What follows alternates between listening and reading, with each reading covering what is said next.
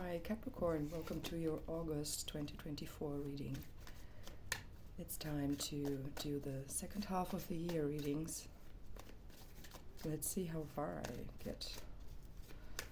Okay. We are gonna do a 3-card spread as always and then pick 3 clarifiers. August 24 for Capricorn.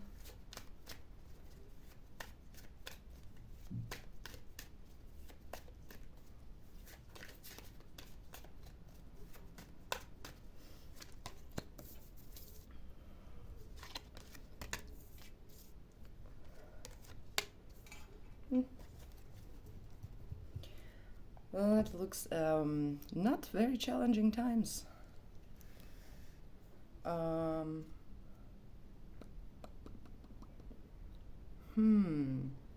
Okay, we have the Knight of Cups followed by the Fool and then the 9 of Cups. So the Fool's in between and the Knight is sort of carrying the cup towards the 9 of Cups, so maybe fulfilling to the 10 of Cups. So filling up the cups. So it's sort of something is on the go or in the making for the full cup energy, for the 10 of Cups, I mean. And there's a Fool in between, so it might mean 2 things. I mean, it might mean a lot of things, but what comes through for me are 2 things.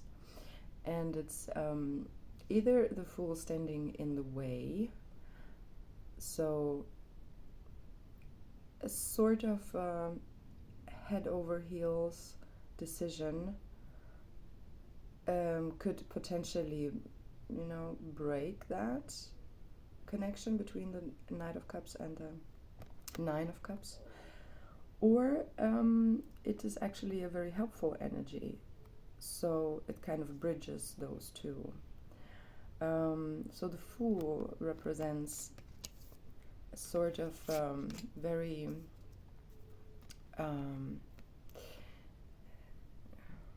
laid-back approach to life and exploring, though it does carry this how do you say? It's kind of a warning, because this Fool is going on a cliff and it's not really, they don't really recognize that. They're so up in the stars, in the heavens, their head is tilted towards the sky, that they might not even realize that they're going to suffer an incident. So it's, yes, of course, the Fool, the beginning of the Arcana, we all have this at times, that we step into situations where we might not really see the danger in something, and also not even being able to see it. I mean, sometimes we know we can predict situations, but if something is really new to us, like it is with the 0, with the Fool card and the Arcana, it's just the very beginning of the Fool's journey. There's no chance you can predict certain outcomes, because it's just not up to you right now, as you don't have any information about whatever you're doing. So there are such situations in life, so it's kind of, you can't really bother about it. You have to just get this experience. So yeah, so either you pay attention to things that you actually can control, that you can manage in your life, that you can predict and plan out and so on. So you can actually you can then use this energy to bridge the gap from the Knight of Cups to the 9 of Cups, to then, get to this 10 of Cups very fulfilled situation, or you actually just don't have any control over it, which is then okay, which will be a lesson in itself. And the Nine of Cups is an energy that is not. It doesn't need to be filled up to the Ten of Cups. It's a gift on itself to have this satisfaction, and to be content with, the actual state, and to be grateful and to see the lots and the abundance that you have. Okay, let's see the clarifiers. They will actually point into a direction now.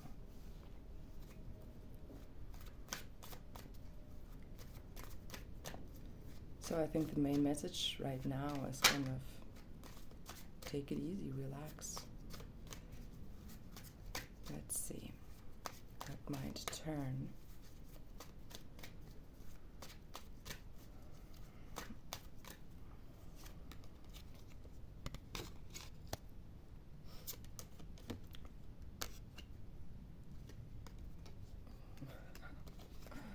Wow. So there are more cups here.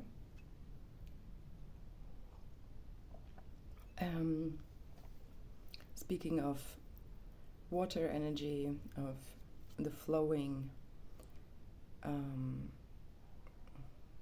emotional, we have the Seven of Cups clarifying the Knight, the Three of Cups clarifying the Fool, and the Devil clarifying the Nine of Cups.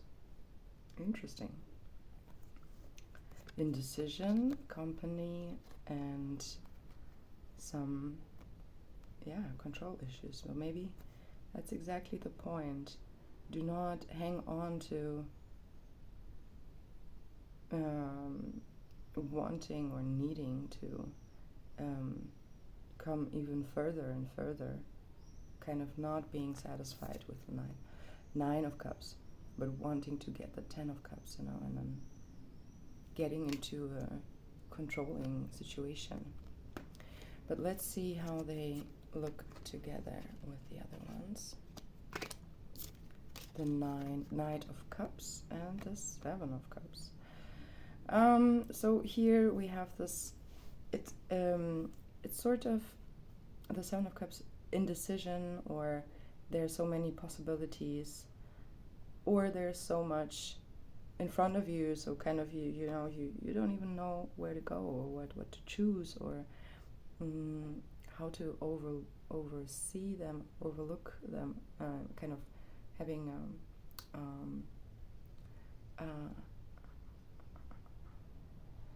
a good understanding of what is in front of you.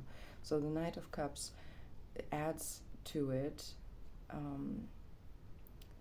which could be even more confusing. So that looks like, don't overwhelm yourself, even with, like, if you've come so far that you're at the Nine of Cups state, quite satisfied, and you have a lot, and if you acknowledge all of it, and if you are grateful for what you have, you can actually be very, very content and enjoying the abundance, let's say. And if you want more and more and more, you can actually end up in some more of a stressed situation, and yet again, not knowing what to do, where to go. The Fool and Three of Cups. So that's the Three of Cups is a very positive card. It's about love, friendship, not so much romantic as platonic. Help from friends and acquaintances, or maybe colleagues, definitely company, and something to celebrate, not feeling alone, so being in a cooperative state with other people. So that's a positive card, which I would then say the Fool that I previously interpreted in two different ways, negative and positive. I'd say this puts more of a positive turn to that one. So even though the Fool's alone and they start their journey all alone, maybe this is a quick reminder to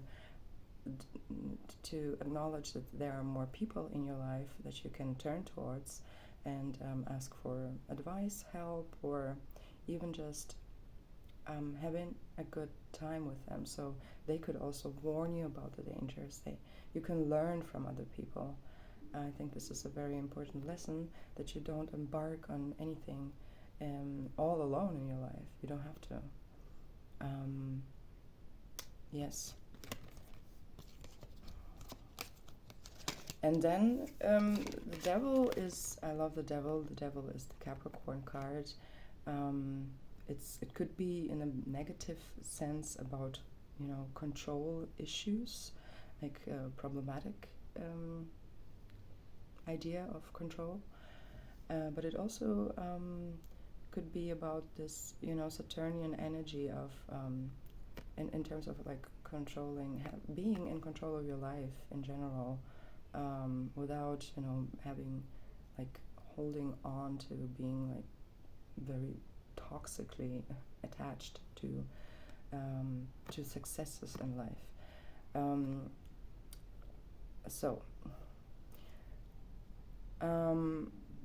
I've read this card more in a positive sense. So now the Devil is adding to that.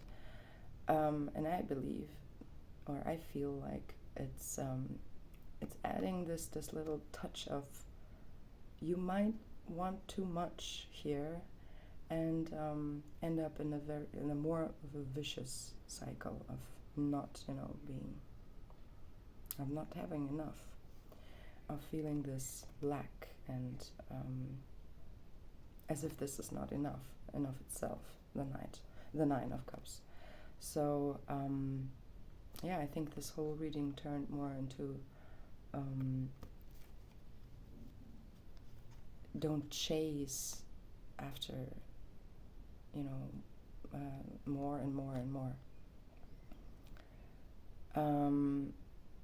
Because this could bind you to and make you less free in the end. So be careful with that type of energy. If you're a go-getter, as Capricorns might be a lot of times, so do other zodiac signs, but the Saturnian energy sort of perpetuates this. You might be extra careful in August about that. So I think this is your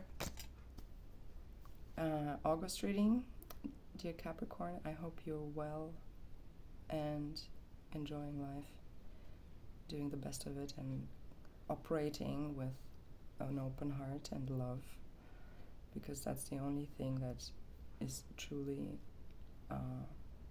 helpful to the world and has healing potential. So with that, until next time.